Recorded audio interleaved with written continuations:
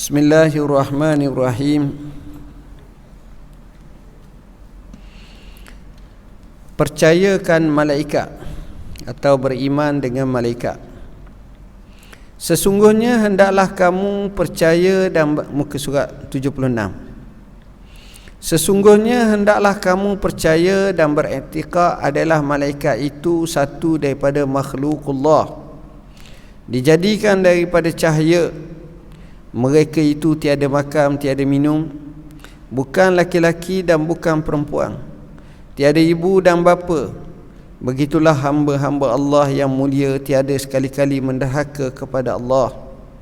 Bahkan ia sentiasa mengerjakan apa yang diperintahkan kepadanya, bagaimana firman Allah Ta'ala, la ya'sunallaha ma amarahum wa yaf'aluna ma yu'marun. Artinya malaikat-malaikat itu tak menderhakai Allah Ta'ala pada apa-apa yang diperintahkan ke atas mereka. Setengah malaikat itu ada yang rokok sahaja, ada yang sujud sahaja, ada yang bertasbih sahaja, ada yang membuat pelbagai-bagai kerja yang ditentukan Tuhan ke atasnya. Maka bilangan mereka itu tak dapat diketahui, hanya wajib kita i'tiqad ada bagi Tuhan beberapa banyak malaikat yang tiada dapat diketahui bilangannya, tetapi wajib atas tiap-tiap mukallaf mengetahui dengan jalan tafsil sebanyak 10 malaikat. Jibril kerjanya membawa wahyu daripada Tuhan kepada Rasul dan menurunkan musibah ke atas mereka yang membuat maksiat. Mikail kerjanya menurunkan rezeki ke dunia dengan perintah Tuhan. Israfil kerjanya meniup sangkakala dengan 2 kali ditiup, sekali kerana mematikan tiap-tiap yang bernyawa, dan sekali lagi kerana menghidupkan semula. Israel kerjanya mengambil nyawa. Malik kerjanya menunggu pintu neraka. Ridwan kerjanya menunggu pintu syurga. Rakib kerjanya menulis kebajikan. Atik kerjanya menulis kejahatan. Mungkar kerjanya menyoal mereka yang mati. Nakir kerjanya menyoal mereka yang mati. Tuan-tuan dan puan-puan yang dirahmati Allah, pertama sekali, bagi kita wajib percaya adanya malaikat. Malaikat ni satu kalimah yang kita kata plural, banyak. Satu malaikat itu dipanggil malak. Malakun, malakani, malaikah. Kalau raja dipanggil malik. Malika ni muluk. Ini kalau malaikat itu malakum. Baik. Malak. Kita tak boleh panggil malaikat Jibril, salah. Sebab malaikat tu banyak. Jadi dia kata biasa sebut Jibril je. Kalau Jibril itu waja'ahul malak.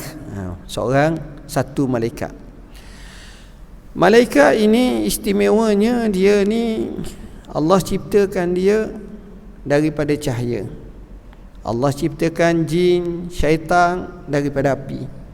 Allah ciptakan kita sebagaimana yang disifatkan, iaitu daripada tanah asal usul kita. Jadi beza.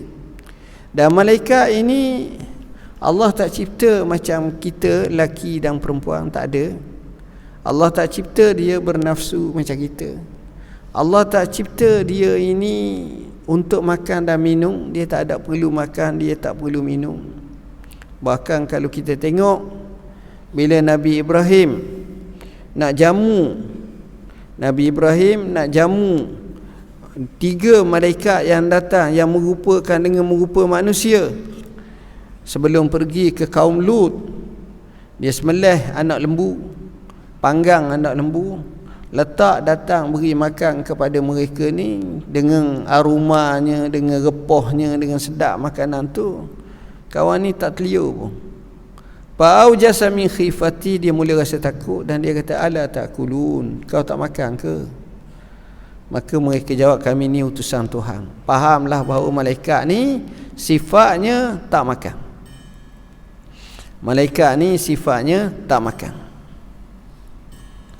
Malaikat ini dikatakan Allah Subhanahu Wa Taala jadikan dia ini, dia bukan perempuan. Sebab ada orang-orang Mekah dulu menganggap bahawa malaikat ni anak-anak perempuan Tuhan. Malaikat bukan macam itu. Dan dia ini tidak deraka kepada Allah. La ya'sunallaha ma amarahum.